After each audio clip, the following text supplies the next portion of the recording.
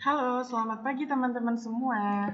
Kemarin kan kita sudah membahas materi sebelumnya, yaitu mengenai negara-negara anggota ASEAN.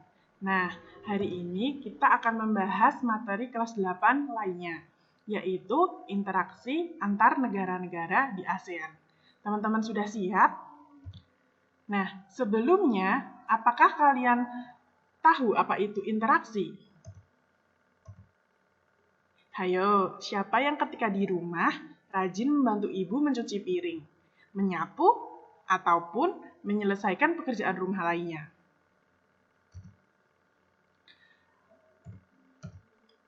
Membantu orang tua itu adalah salah satu contoh interaksi loh. Jadi, kira-kira interaksi itu apa? Nah, interaksi adalah suatu tindakan yang terjadi ketika dua atau lebih individu maupun kelompok saling berhubungan. Ketika teman-teman membantu ibu memasak, terjadi proses interaksi antara teman-teman dengan ibu kalian. Lalu, apakah negara-negara di ASEAN juga melakukan interaksi? Apakah teman-teman pernah melihat SEA Games? Nah, SEA Games merupakan salah satu interaksi yang terjadi antar anggota negara ASEAN. Kira-kira, kenapa ya negara-negara di ASEAN harus saling berinteraksi? Nah, hubungan antara negara di ASEAN saling diperlukan seiring dengan munculnya berbagai kebutuhan yang berbeda-beda dari setiap negara anggota ASEAN. Mulai dari kebutuhan politik, kebutuhan sosial, kebutuhan ekonomi, dan bidang lainnya, yang menuntut suatu negara untuk berperan aktif dengan melakukan kerjasama antar negara atau dunia. Sebagai salah satu contohnya, dibentuklah ASEAN di dalam masyarakat Asia Tenggara. Maka dapat disimpulkan kerjasama adalah menjalin hubungan antara dua negara atau lebih demi mencapai suatu kesepakatan. Lalu, kenapa sih mereka harus saling bekerja sama? Setiap negara anggota ASEAN saling bekerja sama karena adanya faktor pendorong.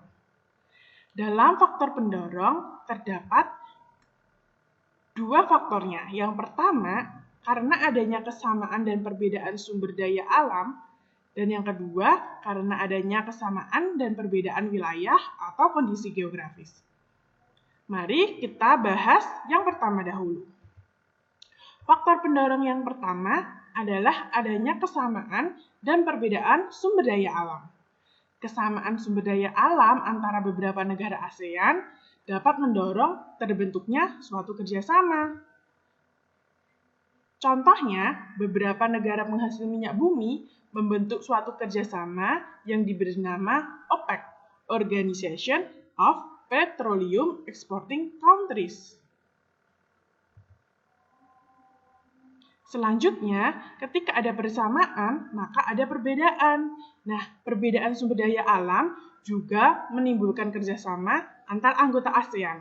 Contohnya, Indonesia mengekspor hasil pertaniannya ke Singapura.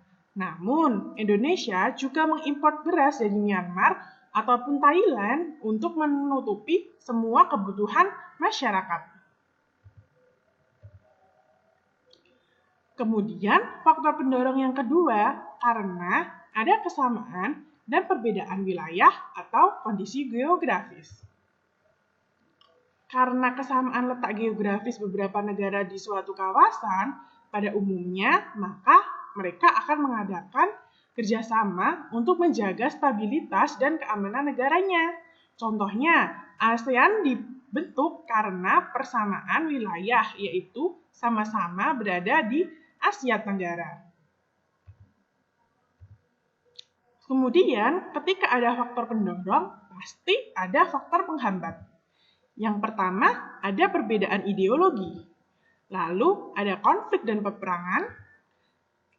Yang ketiga adalah kebijakan protektif, dan yang terakhir adalah perbedaan kepentingan setiap negara.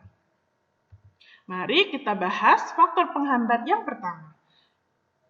Perbedaan ideologi. Ideologi yang berkembang di setiap negara ASEAN berbeda-beda. Apakah teman-teman tahu apa itu ideologi? Ideologi adalah suatu peraturan atau pedoman yang berlaku di suatu negara. Nah, perbedaan ideologi atau peraturan suatu negara ini akan menghambat terjadinya interaksi antara beberapa negara. Faktor penghambat yang kedua adalah adanya konflik dan peperangan. Kondisi konflik dan kekerasan yang terjadi di dalam negeri maupun antar negara dapat mengganggu stabilitas negara sehingga menghambat kerjasama. Sebagai contohnya, perebutan Laut Cina Selatan oleh Cina, Vietnam, dan Filipina.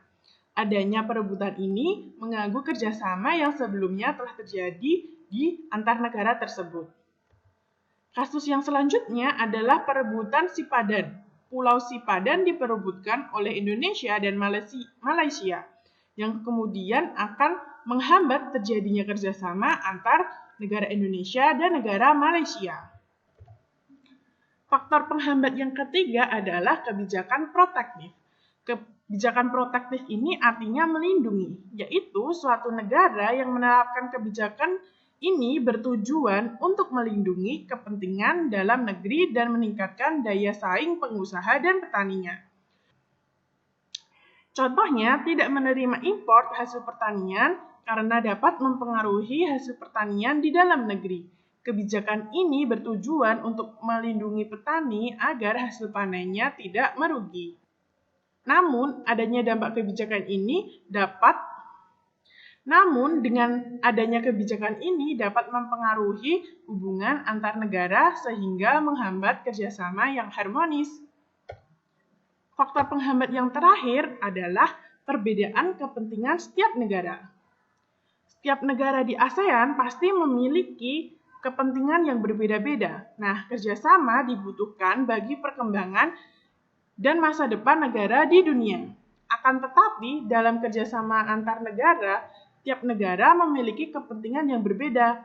Perbedaan ini yang kemudian dapat menghambat kerjasama yang harmonis.